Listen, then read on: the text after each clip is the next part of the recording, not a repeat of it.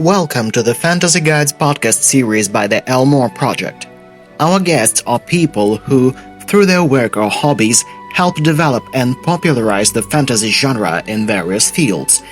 They will talk about their activities, share their plans for the future, and their love for the genre.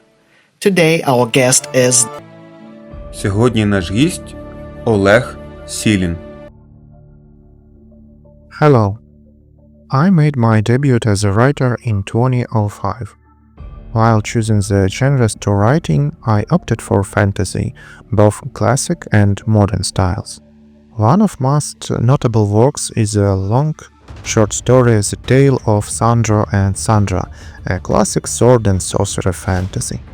It was published in the Semiria Almanac, the Ukrainian language online magazine for sci-fi fans. I'm a co-founder of the literary society Star Fortress, which promotes all genres, including science fiction, classic and modern fantasy, etc. The society holds regular literary contests focused on fantasy literature. All in all, almost 2,000 works have been submitted to the contest since the moment we launched the project. As a critic, I cooperated with the all-Ukrainian literary contest named Koronacja Slova, Word Coronation. As a rule, I write reviews for fantasy stories and novels. Some of the stories that passed through my hands have been successfully published. I often heard fantasy lovers saying they'd like to possess a magical artifact or make friends with a fantastic creature. None of these seems attractive to me. Characters of a fantasy story usually know how to deal with artifacts or magic creatures, but in real life, you will need a detailed instruction. Fantasy has been my favorite genre since my early childhood. We used to read some interesting stories at night, and once I came across the book by John Christopher called The Pool of Fire. It was about teenagers fighting aliens who wanted to take over the Earth. It produced a deep impression on me, and I started reading everything I could find in that genre. Then I decided to write something myself. I joined an online forum for science fiction fans, took part in their short story contest, and that's how it all started. Since then, I continue writing, and I won the Eurocon Encouragement Award, now named Chrysalis, of the European Science Fiction Society. The Literature Society Star Fortress, which I mentioned earlier, was founded in 2008. The initial idea belonged to Sergei Torenko and Mikhailo Zipanov. Later, I joined them thanks to my experience in coordinating literature contests. At the time, there was no Ukrainian language fiction contests where participants voted by themselves. We didn't wait for a favor from anyone and just went ahead with the idea I put into life. The very first contest turned out to be successful. We went on with them and held 27, but had to stop due to the Russian invasion and war that began in 2022. Naming favorite books, movies or games is always quite difficult, because every time I feel I've missed something, but I'll try. Many books are already part of the Fantasy Golden Font, such as the Amber Chronicles. The whole series is available in the Ukrainian translator by the Bogdan Book Publishing.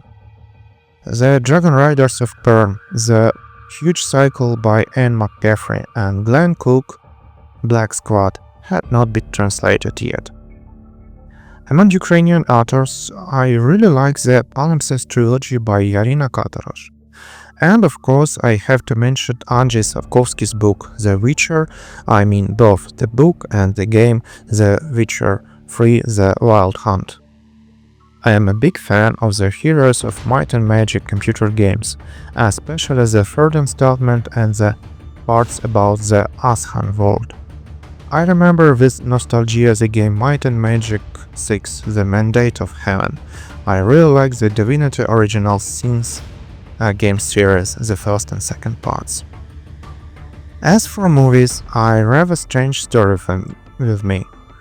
Then I try to remember my favorite movie or movies. For some reason, something very old comes to mind, like The Labyrinth with the David Bowie and Jennifer Connelly, or the never-ending story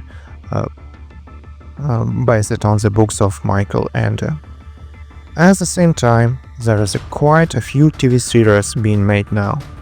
Apparently, this is due to the fact that classic fantasy requires a lot of attention to details, to costume and scenery, etc. Maybe that's why it's easier to make movies based on comic books, which will obviously make a lot of money.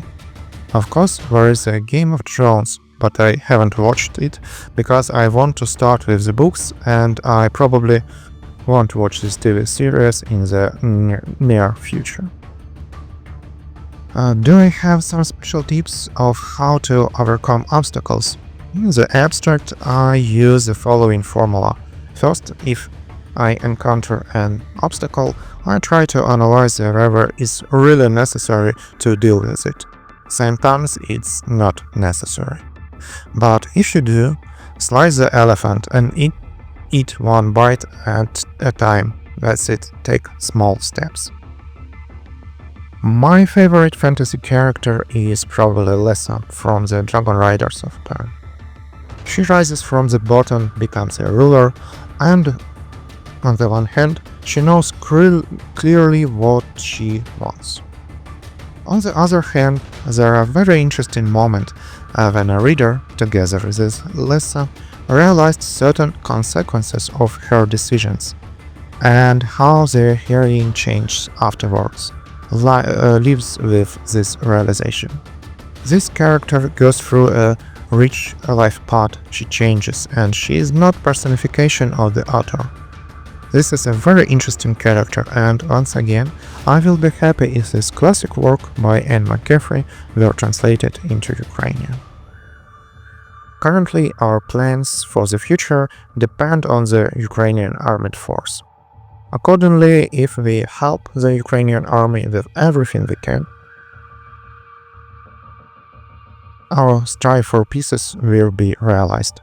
The Russians claim they want to destroy the Ukrainian identity, so if they lose the war, no more Ukrainian sci-fi will be created.